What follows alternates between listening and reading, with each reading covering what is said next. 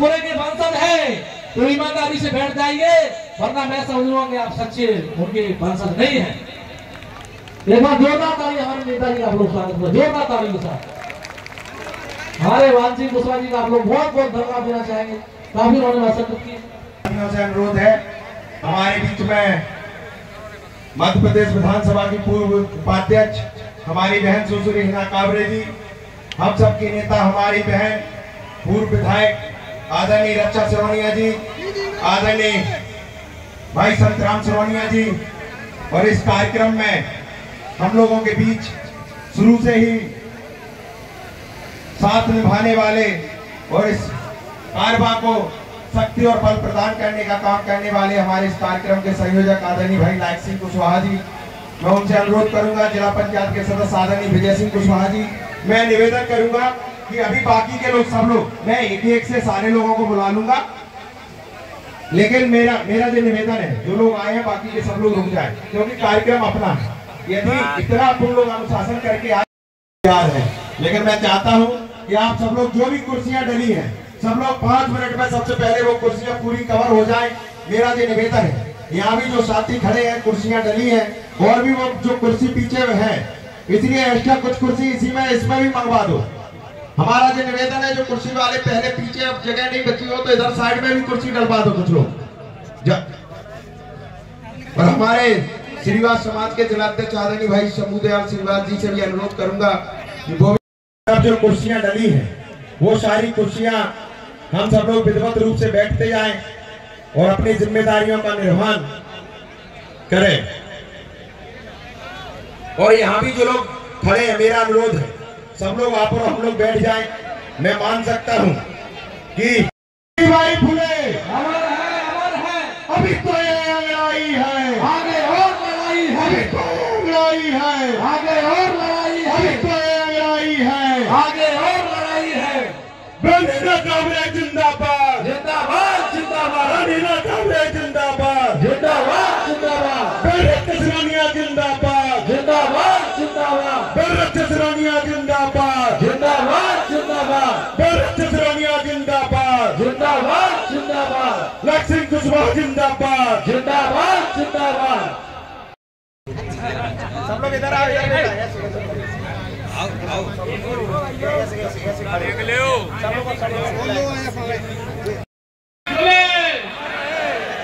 माता सावित्रीबाई फुले।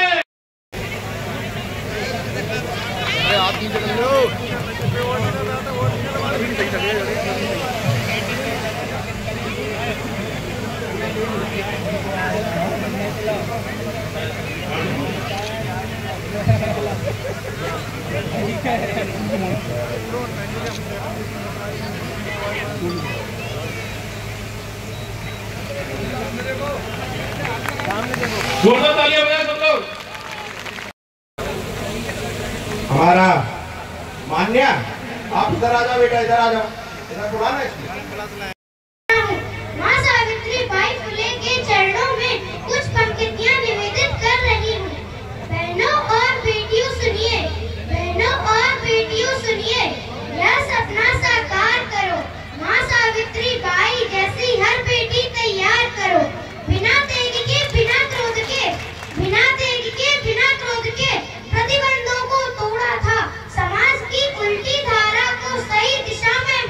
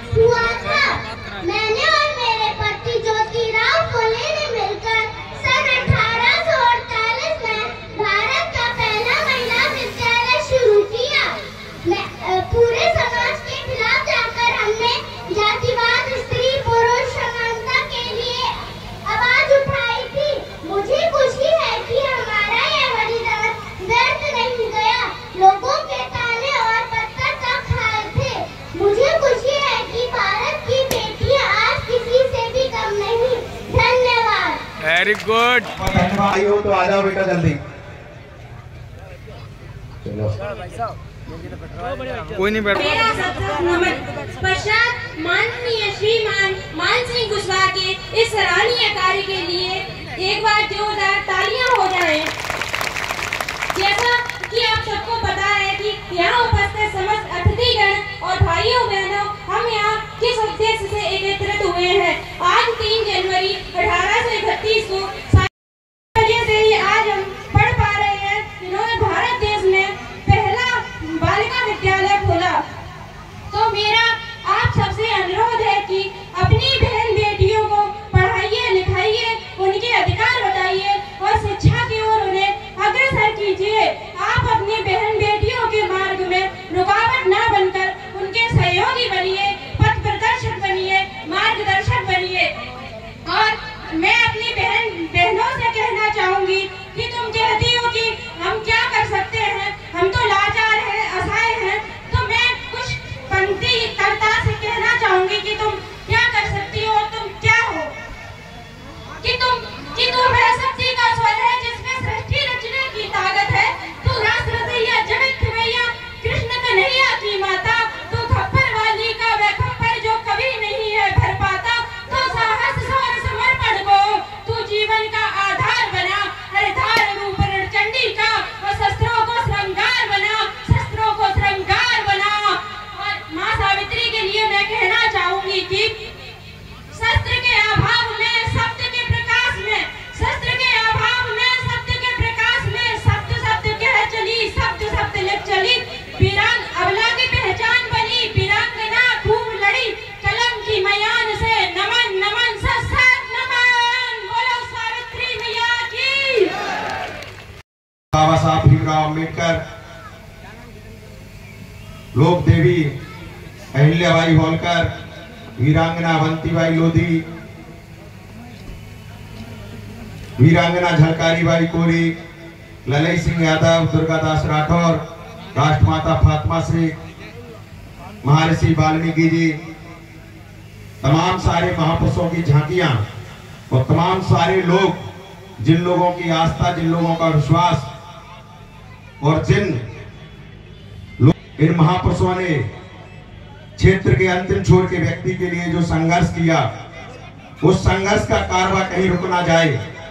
उस संघर्ष को शक्ति और बल ताकत देने के लिए आप लोग यहाँ उपस्थित हुए हैं। मैं मानता हूँ आप सबकी भावनाएं हैं, आप सब लोग चाहते हैं कि हम लोग भी इस मंच पर अपने विचार व्यक्त करें, लेकिन ये भी आपको पता है क्योंकि आज मौसम ने किस प्रकार से कहर बरसाया, लेकिन उस मौसम ने भी हम लोगों को रोक नहीं पाया। मैंने कहा ये आंधियां, ये बस्तियां, ये कश्तियां आप लोगों के हौसलों को टिका नहीं पाई।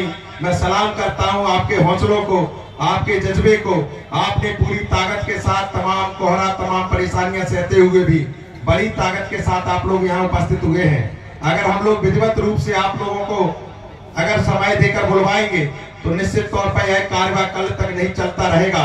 इसलिए मैं चाहता हूँ उस कार्य में अगर किसी के कोई भावनाएं भी प्रकट नहीं हो पाए तो उसे व्यक्तिगत रूप से वो ना करे। वो मैं मानता हूँ कि आने वाले समय में ऐसे जन कारवा हम लोगों को बड़े पैमाने पर हमेशा करते रहेंगे और ऐसे कार्यक्रम, ऐसे आयोजन, ऐसे मौके हम सब लोगों को सदा मिलते रहेंगे। इसलिए मैं आप लोगों से कहना चाहता हूँ कि आप लोग पूरी ताकत के साथ जिस कार्य को आज आपने शक्ति, बल और ताकत देने का काम किया है, इस कार्य को रुकना नहीं है। जी मान लेना आज शुरुआत है। तमाम लोग हमसे कह रहे थे मान सिंह भाई आज तो तुमने मजा बांध दिया, लायक सिंह भाई साहब ने तुम दोनों जो लोगों की जोड़ी के भिंड में एक कमाल कर दिया। मैंने कहा कमाल कुछ नहीं हुआ। जी मान लेना जो वंचित वर्ग है, जो अंतिम छोर के व्यक्ति हैं, जिन लोगों के साथ सदियों से अन्याय होता आ रहा है, उन्हें न्याय दिलाने के लिए हम लोग संकल्पित हो गए हैं। और मैं मानता हूं अभी कोई लड़ाई शुरुआत है, जो तो आगाज है, इसका अभी तो आगाज किया है। मैं मानता हूं अभी जो आज आप लोगों ने ताकत दिखाई है, जो कोई ताकत नहीं है, ये टेलर है। और फिल्म कब दिखानी है? फिल्म कब दिखानी है? तो बस मान लो आज टेलर का आगाज किया है, आने वाले समय में फिल्म दिखाने का भी काम करेंगे। निश्चित तौर पे हमारे मंच पे जो अतिथि बैठे हैं, इस क्रम में मैं अनुरोध जिला पंचायत सदस्य आदरणीय दादा श्रीलाल कुशवाहा जी और हमारे बीच में बहुत सारे लोग जो दिल्ली से, अहमदाबाद से, पंजाब से, भाई अशोक सिंह कुशवाहा जी, भाई मान सिंह कुशवाहा जी, तमाम ऐसे साथी थे जो 1-1 हजार किलोमीटर दूर थे, लेकिन जब उनको इस कारवा का पता चला तो तन से, मन से, धन से, पूरी ताकत के साथ इस यहाँ बैठे हुए लोगों को शक्ति बल देने के लिए उपस्थित हुए। ऐसे लोगों के लिए भी जोरदार तालियां बजाकर स्वागत वंदना अभिनंदन करें। मैं कार्यक्रम की कड़ी में अनुरोध करना चाहूंगा, आज नहीं मिला करते, अंधेरे में भी ढूंढ लेते हैं मंजिल अपनी, जुगनू कभी रोशनी के मोहताज नहीं हुआ करते। आज तो आराम से मिलेगा, नहीं तो संसद से सड़क तक निश्चित रूप से आंदोलन करेंगे और अपनी जो है हिस्सेदारी को सुनिश्चित करवाने कर ही हम दम लेंगे। इसी के साथ जय भीम, जय महात्मा फुले, जय कुशवाहा समाज, जय ज्योति, जय क्रांति। निश्चित लोगों की निगाहों में उम्मीद है कुछ और है।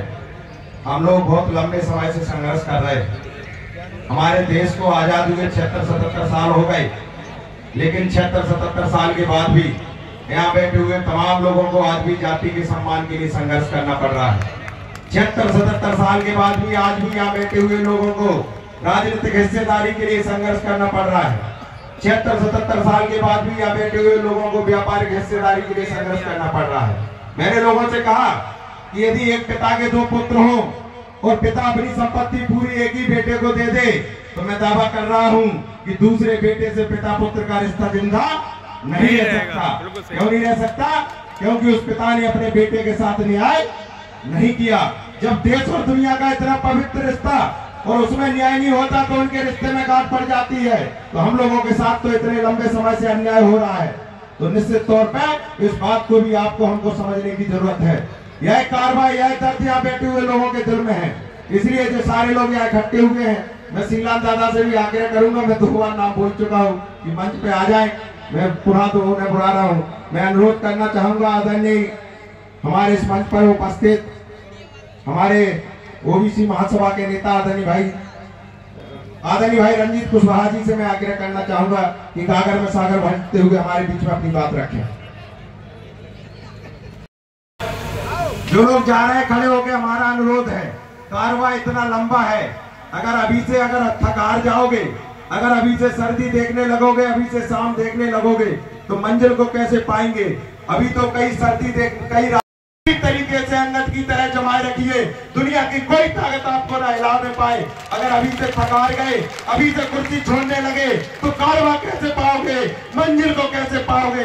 इसलिए मैं आपसे कहना चाहता हूँ कि जो भी मेरे साथी हैं, जो चाहते हैं कि बाबा साहब का सपना पूरा हो, जो चाहते हैं महात्मा ज्योतिराव फुले का सपना पूरा हो, जो चाहते हैं अल्ले भाई होलकर, अवंती भाई लोधी, झलकारी भाई कोरी, तमाम महापुरुषों का सपना पूरा हो, तो पूरी ताकत के साथ 45 मिनट तक अपनी कुर्सी नहीं छोड़ोगे। इसके लिए मैं निवेदन करता हूँ।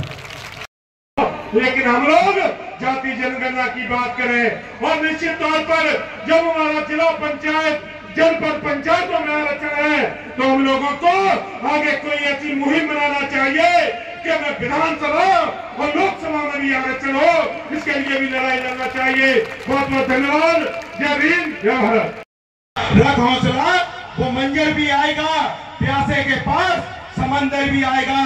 थक कर ना बैठना मेरे यहाँ बैठे हुए लोगों, क्योंकि आने वाले समय में यहाँ बैठे हुए लोगों को मंजिल भी मिलेगी, वो मंजिल का मजा भी आएगा।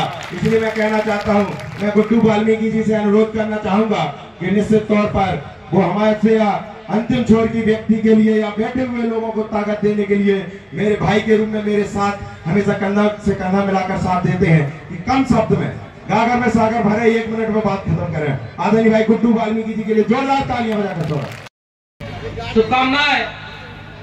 जैसा कि हमें हमारे बड़े भाई का निर्देश मिला है, आपको भली भांति पता है, चाहे प्राचीन काल में चले जाए, महर्षि गुरु वाल्मीकि जी थे, उन्होंने हमारे देश को एक महान ग्रंथ रामायण दी।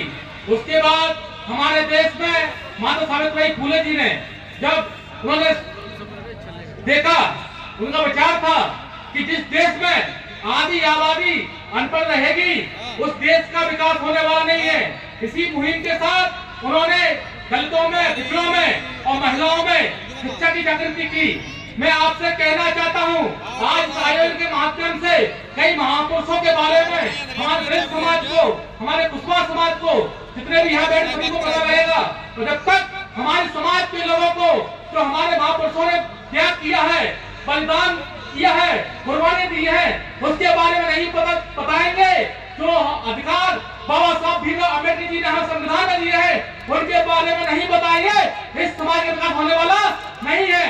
इसी बात के साथ मैं आपसे कहना चाहता हूँ कि जिस शहर में बरसात नहीं होती, जिस शहर में बरसात नहीं होती, बाकी फसलें बर्बाद हो जाती है, और जिस समाज को अपने महापुरुषों का इतिहास नहीं पता होता, उनकी नस्लें गुलाम हो जाती है। इसलिए आज जरूरत है हमें अपने महापुरुषों की इतिहास को पढ़ने की, और जो हमारे बाबा साहब ने, हमारे सावित्रीबाई फुले ने हमें अधिकार देने का काम किया, उन अधिकारों को जानने की। जिस समय एक हो जाएगा और जात पात की खाई को खत्म कर एक सूत्र बदले काम करेगा, उस दिन मैं कहना चाहता हूँ कि 72 का अपनी जिम्मेदारी हुआ। जय भीम, जय भारत।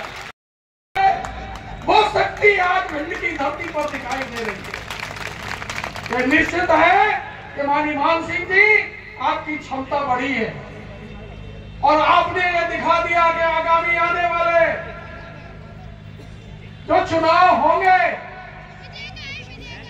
उनमें पिछड़े वर्ग की भागीदारी सुनिश्चित होगी। और मैं ये विश्वास कराता हूं कि भिंड की धरती से भी पिछड़े वर्ग लोग जीतकर और जो है मध्य प्रदेश की विधानसभा में पहुंचेंगे, क्योंकि संविधान में विधान है और संविधान जो है संख्या के आधार को मान्य करता है, और जिसकी जितनी संख्या भारी उसकी उतनी हिस्सेदारी।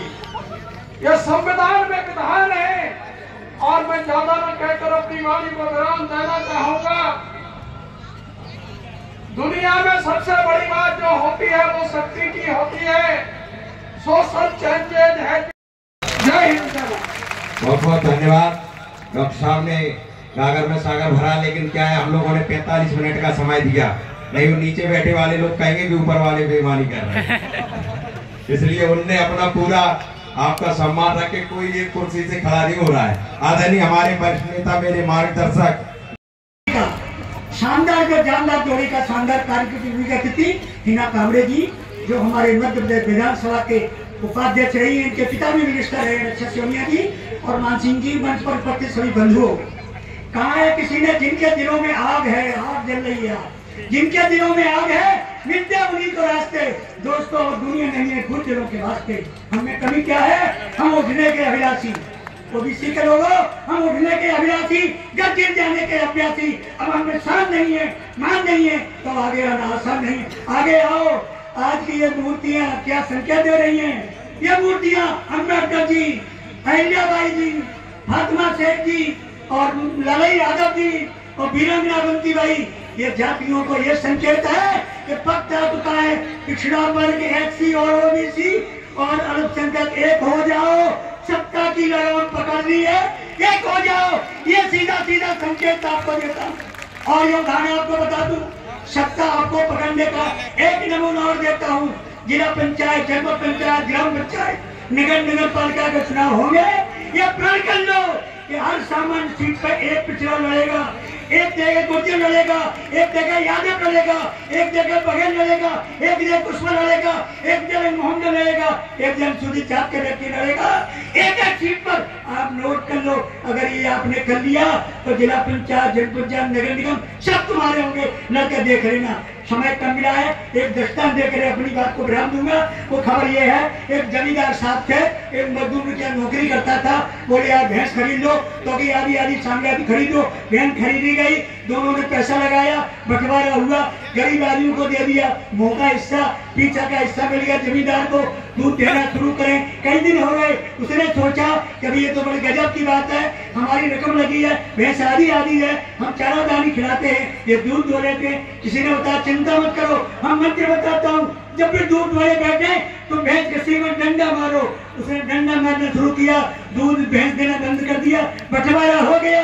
समय आ चुका है। अब वोट का डंडा मारो, जब तक डंडा नहीं मारोगे ये नहीं जीतेंगे। मैं स्वयं 10 वर्ष जिला अध्यक्ष रहा हूँ, मैंने अनुभव किया है। क्या वजह है पिछड़े वर्ग को एक टिकट भिंड में नहीं पार्टियां दे सकती। अगर नहीं दे सकती है तो आने वाले समय में ये मंच से ऐलान करता हूँ, सभी राजनीतिक दल सावधान हो जाए। हमको राजनीति में हिस्सेदारी चाहिए और हम लेकर रहेंगे। हमारा संघर्ष प्रारंभ हुआ, ये जो संकेत आपने दिया है सारी पहली बार ये हुआ है कि इतने समाजों की अवंतीबाई हो, लोधी, चाहे बेवहल समाज की अहिल्याबाई होलकर हो, चाहे तुम्हारे अम्बेडकर जी हो, चाहे वाल्मीकि समाज के हो, चाहे यादव समाज के हो, सबको जोड़ने का काम किया है। तो हम ये संकल्प लेना चाहते हैं कि आप लोग हाथ उठा के ये कह के जाओ, आगे आने वाले चुनाव में हम जब पिछड़ा बने ऐसी एक होंगे, एक होंगे, एक होंगे। पिछड़ा बनेगा जिंदाबाद, जिंदाबाद।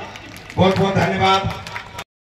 चंद्रगुप्त मौर्य हमारे पुर के सम्राट अशोक, जिनका इस देश नहीं विश्व में भी जिनका पूछता था, आज उसका समाज, उसका वर्ग अपने अधिकार के लिए भीख मांग रहा है। ये सोचने की बात है। इस देश के अंदर हम लोगों ने कील से लेकर हवाई जहाज बनाया, बड़ी बड़ी इमारतें बनाई, इस देश के अंदर हर चीज बनाया, अनाज बनाया, लेकिन हिस्से के नाम पर हमको जीरो बने हैं। क्या आधार है? इस देश के अंदर पेड़ पौधों की गिनती हो रही है, जानवरों की गिनती हो रही है, पेड़ पक्षियों की गिनती हो रही है, जहाँ तक हिजड़ों की गिनती हो रही है, और तुम्हारी गिनती नहीं हो रही। ये कैसा समाज है और कैसी सरकार है? मैं इस बात को कहना चाहता हूँ, आप लोगों से भी कहना चाहता हूँ। आज सावित्रीबाई फुले जो एक ऐसी व्यवस्था से लड़की आई थी, वो कहती थी कि जो लोग कीचड़ फेंक रहे थे, मैं भारत की बेटियों को पढ़ा रही थी, उस मसीहा का हम जन्मदिन मना रहे हैं। तो इस बात के लिए आप लोगों से कहना चाहता हूँ, ऐसी सरकार जो आज तुम्हारी गिनती नहीं करा रही, क्या आप लोग अपनी गिनती चाहते हो, अपनी पहचान चाहते हो? तो सब लोग हाथ उठाकर इस मंच से सभी लोगों को सम्मान करें और हाथ उठा के कहे कि अब 2024 जनवरी में नरेंद्र मोदी की सरकार नोटिफिकेशन लेके आ रही है, वो गणना करा रही है, लेकिन जातिगत जनगणना नहीं करा रही। मैं आप लोगों से कहना चाहता हूँ कि आप लोगों के सामने यदि जातिगत जनगणना की बात को अगर फार्म नहीं होता तो आप उस जनगणना का विरोध करेंगे। हाथ उठा के संकल्प लीजिए आप लोग। और आप लोगों से कहना चाहता हूँ, नहीं पढ़ेंगे तो यहाँ बैठे लोग अपने कभी भी अपने हक अधिकार हिस्सेदारी की लड़ाई नहीं लड़ पाएंगे। मैं आपसे एक चीज और कहना चाहता हूँ, आयोजन किया, मैं अनुरोध करना चाहूंगा भाई दिलीप कुशवाहा जी से, हमारे खेरिया जल्लू से, हमारे इस कारवा में उन्होंने अथक प्रयास किया, दिन रात मेहनत की। मैं उनके मेहनत को, उनके जज्बे को भी सलाम करता हूँ। 2 मिनट में अपनी बात रखे आदरणीय भाई दिलीप।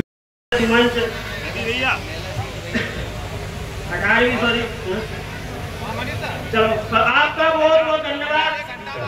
निश्चित तौर पर मैं अनुरोध करना चाहूंगा भाई, हमारे देवाशीष जी हमारे बीचों बैठे हैं, निश्चित तौर पर हमारा सुनाओ आप सब लोग।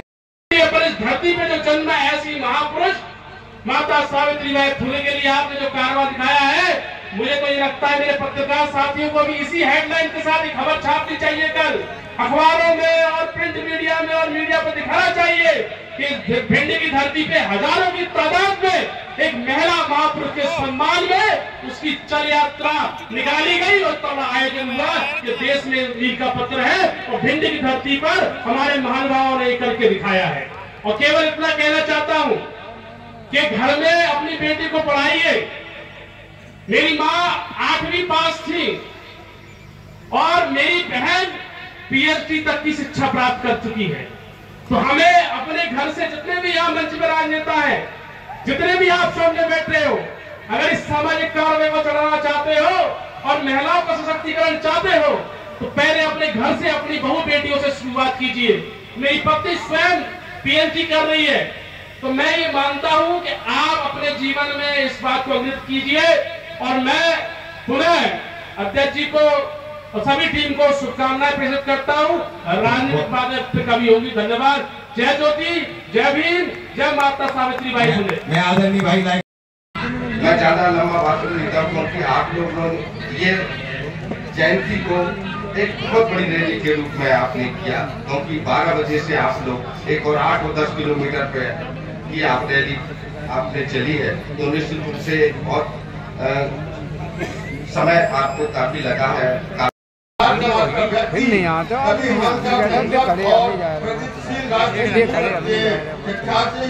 ये तो सामाजिक कार्यक्रम है, हम लोग गाते हैं और ये गांव की भीड़ है।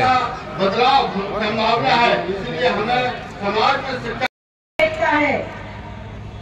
सॉरी, सम्मानीय मंच और यहाँ आए हुए पत्रकार भाइयों को भी प्रणाम करती हूँ। एक पहला जो सावित्रीबाई फुले, उन्होंने इतना कुछ किया। आज हम लोग भी महिलाएं हैं, आज मैं उन्हीं की बदौलत आज मैं यहाँ मंच पे खड़ी हूँ। और मैं सभी महिलाओं से चाहती हूँ कि वो भी अपनी बच्चियों के लिए लड़े, क्योंकि हम अपने पतियों से लड़ते हैं और सभी चीजों के लिए, ऐसे ही शिक्षा के लिए, हमारी बच्चियों के लिए लड़ना बहुत आवश्यकता है। क्योंकि आज के जमाने में बेटियां बहुत आगे हैं। बेटियों को आप लोगों को आगे बढ़ाना चाहिए, क्योंकि जब उस समय सावित्रीबाई फुले एक शिक्षिका बनी थी, उस टाइम इतनी पढ़ाई महिलाओं के लिए जरूरी नहीं थी। पर आज हम लोग चाहते हैं, आप भी चाहते हैं कि आपकी बेटी बहू, ये नहीं सोचे कि बहू को बेटी को पढ़ा सकते हैं, बहू को ना पढ़ाएं, क्योंकि बेटी और बहू बराबर है। अगर हम लोग बेटी और बहू को पढ़ाएंगे तो वो बढ़ के बाहर अच्छे से अच्छी शिक्षा प्राप्त करेगी, बड़ी से बड़ी नौकरी में उन लोगों को लाभ मिलेगा, जिससे एक परिवार में अगर एक बिटिया नौकरी करती है तो उसका पूरा परिवार शिक्षित माना जाता है। क्योंकि आगे और भी पीढ़ी में आके वो अच्छे बच्चों को पढ़ाने की कोशिश करेगी और बच्चों को भी पढ़ाए। क्योंकि आज भी हम लोग कहते हैं कि नारियां बाहर नहीं निकलती, कहते जरूर है कि हम लोगों को 33% का आरक्षण मिला है, पर बेटी और बहू को आज भी हम लोग ज्यादा बाहर नहीं भेजना चाहते। तो मैं सभी से प्रणाम करती हूँ और सभी से ये कहना चाहती हूँ कि मैं भी बेटी हूँ, मेरे पति ने भी मुझे आगे बढ़ाया और मेरे पिता ने मुझे थोड़ी बहुत शिक्षा दी। ऐसे ही सभी माँ बाप अपने बच्चियों को आगे बढ़ाए और उनको शिक्षित बनाए। धन्यवाद। किया कि सबसे पहले हम लोगों ने नीला रंग तय किया। हम लोग यहाँ जो लोग बैठे हैं, ये सारे लोग इस देश के संविधान को मानने वाले लोग हैं। यहाँ बैठे हुए नहीं हटेंगे। मैं युवाओं से कहना चाहता हूँ, यदि आप लोगों के दिल में जोश है, जितना आप लोग 10 किलोमीटर में जोश दिखा रहे थे, मैं उनके लिए चंद लाइनें पढ़ना चाहूंगा कि सरफरोशी की तमन्ना, सरफरोशी की तमन्ना अब हमारे दिल में है और देखना है जोर कितना बाजुए कातिल में है। सम्मानित साथियों, निश्चित तौर पे आगाज हो चुका है। हमारी बहन, हम सबकी नेता हिना कांवरे जी हम लोगों के बीच में आई है, जो मैं मान सकता हूँ। हिना कांवरे जी वो शख्सियत है, हम जैसे एक गैर राजनीतिक विरासत वाले व्यक्ति को, जिसके घर में कोई पंच नहीं रहा, सरपंच नहीं रहा, यदि राजनीति के इस दहलीज पर आपके भाई को खड़े होने का, बोलने का यदि अवसर मिला, तो मैं कह रहा हूं कि राजनीति में मैं जो हिना कांवरे जी को मानता हूं, मैं किसी को नहीं मानता। कोई भी परिणाम आ जाए, इनके सामने मैं किसी चीज को नहीं देखता। इसलिए मैं कहना चाहता हूं, आप सब लोग की भावनाएं भी दीदी के साथ जुड़ी होती है। 1000 किलोमीटर दूर से वो हम लोगों के बीच में आई। उनके भाई के शादी की एंगेजमेंट का कार्यक्रम था 5 तारीख को, लेकिन हम लोगों ने कहा दीदी हम सबकी भावनाएं हैं, भिंड दतिया के लोगों की भावनाएं है कि आप लोग यहाँ आकर हम लोगों के साथ जो अन्याय हो रहा है उसको ताकत और शक्ति बल देने का काम करें। निश्चित तौर पर दीदी हम लोगों के बीच में आई है और मैं आप लोगों से कहना चाहता हूँ, यह एक आगाज है। वो मैंने कहा था, तमाम हमारे मित्र साथी थे, वो गांव-गांव, गली-गली जयंतियां गई भंडारे करवाने का काम कर रहे थे। मैंने लोगों से कहा 2025 में आज आप लोगों के बीच में इस जयंती के लिए बुलाया था। 25 में जनगणना होनी है, 26 में परिसीमन होना है और 28 में चुनाव होगा। मैं आप लोगों से कहना चाहता हूं, जो 28 का चुनाव होगा, मैं उससे पहले मैंने कहा जो जनगणना होगी, जिस देश में पेड़ पौधे, पशु पक्षी, जीव जंतु, तमाम लोगों की जनगणना होती है, लेकिन मैंने कहा यहाँ बैठे हुए लोगों की कोई जनगणना नहीं होती। इसलिए आज ज्ञापन के माध्यम से सरकार को भी चेताने का काम करूंगा कि जो जनगणना हो रही है, उस जनगणना को जातिगत जनगणना के रूप में किया जाए। दूसरा, जिस तिराहे से पर लोगों ने कार्यक्रम की शुरुआत की थी, उस तिराहे पर हम लोग चाहते हैं माता सावित्रीबाई फुले की तस्वीर वहां पर स्टेचू लगाई जाए। तीसरा, हम लोग चाहते थे जो तमाम लोगों ने हम लोगों को गुमराह करने का काम किया। लोगों ने बड़ी रैलियां कराई ग्वालियर में कि माता राष्ट्रपिता ज्योतिराव फुले के नाम पर छुट्टी होगी, लेकिन उन लोगों ने भी छुट्टी के पीछे धोखा करके ऐच्छिक अवकाश का नाम दे दिया।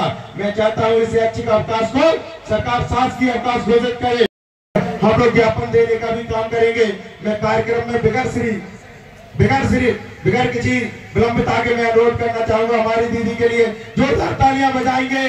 गरीना कांग्रेस जिंदाबाद, गरीना कांग्रेस जिंदाबाद, गरीना कांग्रेस जिंदाबाद। इस कार्यक्रम के माध्यम से, इस रैली के माध्यम से, इस जन समारोह के माध्यम से कि आप लोगों का आशीर्वाद रहा तो आज आपके बीच की ये आवाज एक दिन विधानसभा की आवाज जरूर बनेगी। वो समय दूर नहीं जब आपके बीच की आवाज लोकसभा में आपकी आवाज बनेगी। हमारे साथ इस समारोह में उपस्थित हमारे साथी, मेरे साथ विधायक रही श्रीमती रक्षा सिरोनिया जी, मंच पर उपस्थित हमारी भाभी श्रीमती मानसिंह कुशवाहा जी, श्रीमती लायक सिंह कुशवाहा जी। आज माता सावित्री फुले जी की जयंती है।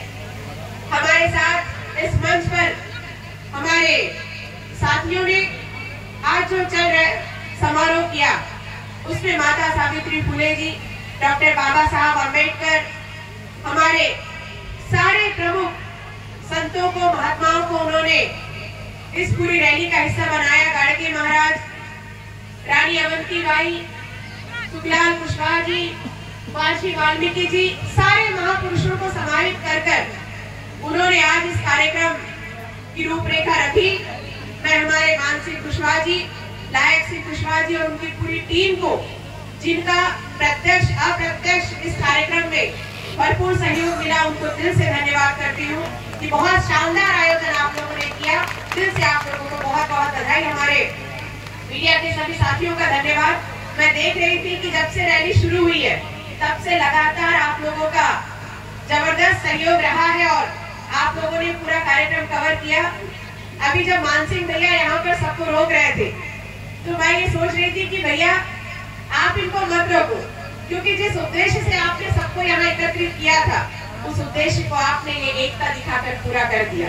अब समय भी ऐसा है कि जिसको जाना है उसको चिंता है घर जाने की, लेकिन इसमें कोई दो मत की बात नहीं है कि आज आप लोगों ने जिस उद्देश्य से इस कार्यक्रम की रूपरेखा तैयार की उस उद्देश्य को आपने पूरा किया है। और हम सब दिल से चाहते हैं कि ऐसे ही एकता बनी रहे और मुझे विश्वास भी है, क्योंकि आज जब मैं इस रैली में गाड़ी में सामने खड़े होकर चल रही थी तो मैंने देखा कि चारों तरफ जैसे हमारा देश है, जो हमारा भारत देश है, इस देश की सबसे बड़ी ताकत ये है कि हमारे इस देश में विभिन्न जाति धर्म के लोग रहते हैं। अलग अलग खान पान है, अलग अलग पहनावा है, बोली तरीका अलग है, इसके बाद भी हम सारे लोग मिलकर इस देश में एकता के साथ बनकर रहते हैं। और आज माता सावित्री फुले जी की जयंती के अवसर पर आपने उस चीज को साकार किया है। मैं देख रही थी कि आपकी जो रैली चल रही थी, जो जन समारोह चल रहा था, सारे लोग एक साथ एक जोश के साथ चल रहे थे। बहुत सारे लोग मेरा स्वागत करने आए और न केवल एक जाति समाज के बल्कि आपने हर जाति समाज के लोगों को इसमें समाहित किया। ये इस बात के लिए मैं आपको दिल से मैं आप सबसे वो जिक्र जरूर करना चाहूंगी। मैं बैठे बैठे भी सोच रही थी कि आप सबके आशीर्वाद से मैं मध्य प्रदेश विधानसभा की उपाध्यक्ष बनी और आप सबके आशीर्वाद से मुझे अमेरिका सरकार की तरफ से 21 दिन का अमेरिका प्रवास का मौका मिला, वहां जाने का मौका मिला। 21 दिन में अमेरिका रहकर आई और मैं जब अमेरिका में थी, वहां जब हम लोगों से मिलते थे तो वहां के लोगों में एक बात जो सारे लोग कहते थे वो मैं आप लोगों से साझा करना चाहती हूँ। सारे लोग हमसे कहते थे कि भाई अमेरिका तो विकसित राष्ट्र है, हमको भी मालूम है कि अमेरिका बहुत विकसित है, भारत विकासशील है, अमेरिका विकसित है, लेकिन विकसित राष्ट्र होने के बाद भी उस राष्ट्र का जो सबसे सर्वोच्च पद होता है राष्ट्रपति का, उस पद पर कभी कोई महिला नहीं रही। ये उन लोगों को दुख है, वहां के लोगों का दुख है कि हमारा राष्ट्र इतना विकसित हो कोई महिला नहीं रही। और भारत जो इतनी अनेकता में एकता को समेटे हुए है, जो विकास के रास्ते पर आगे बढ़ रहा है, उस देश में सर्वोच्च पद पर महिलाएं रह चुकी है। केवल रही नहीं, एक नहीं, अभी तो वर्तमान में द्रौपदी मुर्मू जी हमारी राष्ट्रपति है, लेकिन उसके पहले हमारी राष्ट्रपति श्रीमती प्रतिभा पाटिल जी रह चुकी है। तो ये साधारण बात नहीं है। एक विकसित राष्ट्र भारत की तरफ किस देखता है और दुख करता है कि इस राष्ट्र में सर्वोच्च पद महिला को मिला और आज हमारे देश में नहीं मिला, हमारे राष्ट्र में नहीं मिला। आपको पता है कि सब किसकी देन है? आज इसकी जयंती आप लोग मना रहे हो, माता सावित्री फुले जी की, पहली देश की महिला शिक्षिका की देन है कि आज हमारे देश में सर्वोच्च पद पर एक महिला को सम्मान मिला। ये साधारण बात नहीं है। क्या करें, कुछ बातें ऐसी है जो आप लोगों से कहना जरूरी है। आज हमारी महिलाओं को मैं देख रही थी, चलने दो लालू भैया, जो जाते जाते भी सुनेगा वो भी घर सुनकर ही जाएगा, जो यहाँ है वो भी काफी है। तो मैं कह रही थी कि हमारी महिलाओं की तरफ मैं देख रही थी, तो आज बहुत दिनों बाद मैंने ग्वालियर चंबल संभाग का बहुत दौरा किया। पहली बार मैंने हमारी महिलाओं को थोड़ा घूंघट उनका इतना हमेशा रहा करता था, अब कम से कम इतना दिखा, सबका चेहरा मुझे दिख रहा है। वाकई में ये बहुत अच्छी बात है, क्योंकि मैंने एक बार एक सभा में कहा था, मुझे जौरा में बुलाया गया, मैं वहाँ जब गई तो मैंने देखा कि हमारी जितनी महिलाएं आ रही थी मंच पर स्वागत करने, सबका घूंघट बिल्कुल चेहरे तक था। मैं उनको मिलना चाहती थी, देखना चाहती थी, तो मुझे पल्ला उठा के देखना पड़ता था। तो मैंने कहा कि भाई बहुत अच्छा हुआ कि माता सावित्री फुले जी का जन्म इस इलाके में नहीं हुआ, वो महाराष्ट्र में जन्मी। यदि इस इलाके में होता तो शिक्षा से पहले महात्मा ज्योतिबा फुले जी को उनका घूंघट ऊपर लाने में सदियों बीत जाते। लेकिन अब देखो, महाराष्ट्र में तो घूंघट पहले से ही ऊपर था, तो ज्योतिबा फुले जी ने सीधे उनको शिक्षा के क्षेत्र में लेकर आ गए। और सबसे बड़ी बात, अभी इस मंच पर यह बात हो रही थी कि महिलाएं कम आती है, महिलाएं आना चाहती है। जैसे लालू भैया में पहली बार अपनी धर्मपत्नी को लेकर आए कार्यक्रम में, आप सब लोग यदि चाहोगे तो निश्चित रूप से महिलाएं आएंगी भी। और जब जब महिलाओं को आप साथ लेकर चलोगे, आप देखना, आप जिस क्षेत्र में भी काम कर रहे हो, राजनीति में हो चाहे किसी अन्य क्षेत्र में, आप देखना आपको उनके, आप यदि उनको ऐसे कार्यक्रम का हिस्सा बनाओगे तो आपको सहयोग ही मिलेगा, आपको आगे बढ़ने में मदद ही मिलेगी, क्योंकि महिलाएं बहुत शक्तिशाली होती है। आप कल्पना करो, महिलाएं तो आगे आना चाहती है, लेकिन उसके लिए आप लोगों को मेहनत करनी पड़ेगी। माता सावित्री फुले जी हमारे देश की पहली महिला शिक्षिका बनी, लेकिन क्यों बनी? क्योंकि महात्मा ज्योतिबा फुले जी ने उनको बढ़ाया, उनको आगे बढ़ाया। हमारे देश की आधी आबादी है हमारी महिलाओं की, 50% आबादी महिलाओं की है। हम लोग सुनते हैं विकास की बातें, हम लोग सुनते हैं कि भाई हमारा देश विकसित राष्ट्र बनेगा, पर कैसे बनेगा? हमारे देश की आधी आबादी यदि घूंघट में रहेगी और घर में बैठी रहेगी तो कैसे काम चलेगा? देश के लोगों को लगता है कि 33% आरक्षण हमने विधानसभाओं में दे दिया तो हमारी महिलाएं आगे बढ़ जाएगी। हमारे लोगों को लगता है लोकसभा में हमने 33% आरक्षण दे दिया तो हमारी महिलाएं आगे बढ़ जाएगी। अरे तुम ग्राम पंचायत में भी, त्रिस्तरीय पंचायत में भी यदि 50% आरक्षण दे दिया तो भी महिलाएं विकसित आगे नहीं बढ़ सकती। उनको हर क्षेत्र में उनको आगे लाना पड़ेगा, और उसकी पहली जवाबदारी महिलाओं से ज्यादा हमारे पुरुषों की है। जिस दिन हमारे पुरुष चाहेंगे, निश्चित रूप से महिलाएं आगे बढ़ेगी, और हमारा देश भी तभी विकसित होगा जब हमारी महिलाएं बराबरी में हमारे साथ खड़ी रहेंगी। वरना हमारी सोच केवल विकसित होने की रह जाएगी अगर हमारी महिलाएं पीछे छूट गई। मुझे मालूम है कि आप सारे लोग बहुत देर से यहाँ पर देख रहे हैं, लेकिन आज आप लोगों ने ये जो कार्यक्रम किया, मैं इस कार्यक्रम के लिए दिल से बहुत बहुत धन्यवाद करती हूँ। और आप लोगों से एक ही निवेदन करना चाहती हूँ, जिस तरीके से आपने सबको समाहित करके ये कार्यक्रम किया है, आज आने वाले दिनों में आपको इसी एकता को बनाए रखने की आवश्यकता है। और मुझे विश्वास है कि जिस तरह से आप लोगों ने शुरुआत की है, आने वाले दिनों में, अभी यहाँ पर राजनीति की बहुत सारी बातें चली। आपको मालूम है कि राजनीति में जो सबसे कठिन दौर अभी चल रहा है वो इस समय ही है।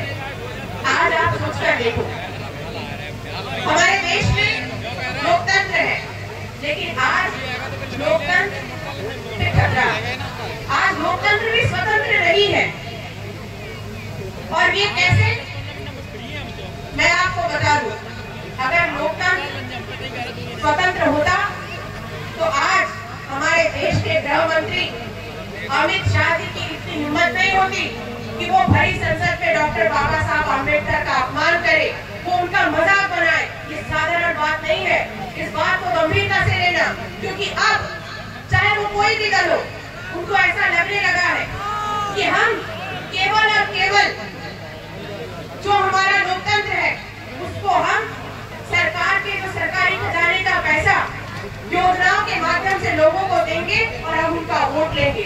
चाहे वो योजना लाडली बहना योजना के नाम से हो, लाडली लक्ष्मी योजना के नाम से हो या किसान सम्मान निधि के नाम से हो, सबको लगने लगा है। भारतीय जनता पार्टी को तो खास कर ये लगने लगा है कि हम योजना के माध्यम से पैसा देंगे और हम सीधे सीधे वोट लेंगे। लेकिन आप बात स्पष्ट हो, मैं जानती हूँ कि ये मंच राजनीतिक मंच नहीं है, लेकिन आज हमने महापुरुषों को देखा है, आज आपने सब महापुरुषों को यहाँ रखा है, आपने उनका सबका सम्मान किया है। आज डॉक्टर बाबा साहब आम्बेडकर का सम्मान आज मजाक बनाया गया संसद में, लेकिन वो दिन दूर नहीं।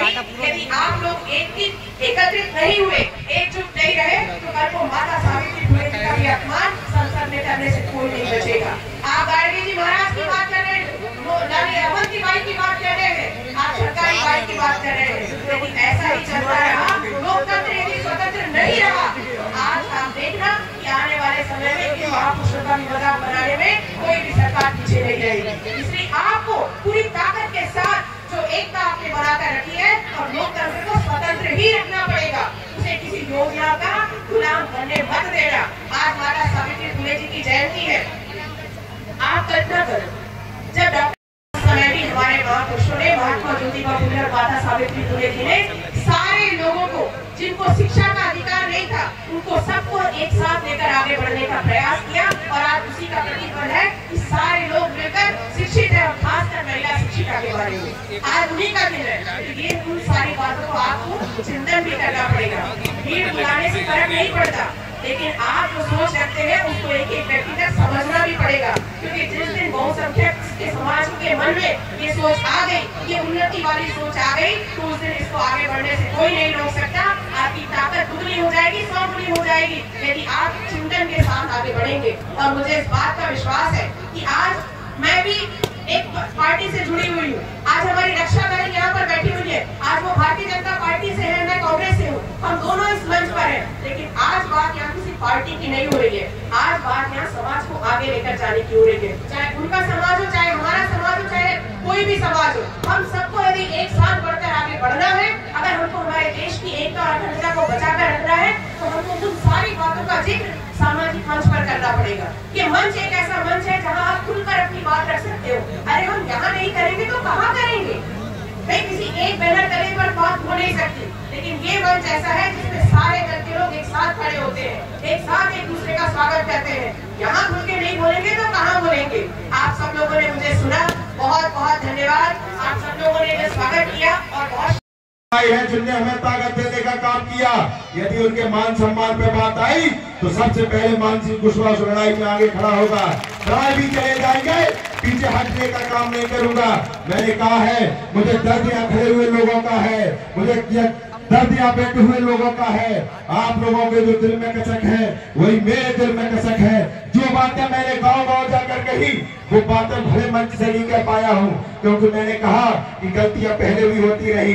जो बातें मंच से होनी चाहिए थी वो हम लोगों ने घर में घुस घुस के की, और जो बातें घर में घुस घुस के होनी चाहिए थी वो बातें मंच से की। लेकिन मैंने ऐसा यहाँ नहीं किया।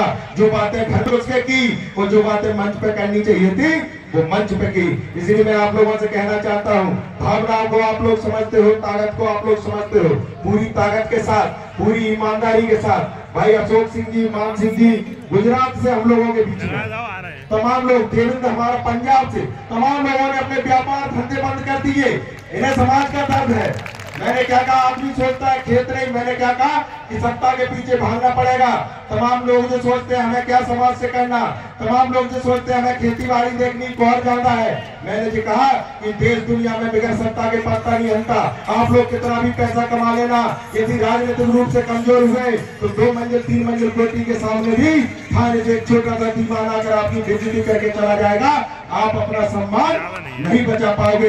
इसलिए मैं आपसे कहना चाहता हूँ, तमाम जो खेतों की हम लोग चिंता करना चाहते, सब कुछ आपका होने के बाद भी सरकार जिस दिन चाहेगी तुम्हारे खेत में रोड डाल देगी, तुम रोक नहीं पाओगे। सरकार जिस दिन चाहेगी संघर्ष से मिलेगी, संघर्ष संगठन से शुरू होगा।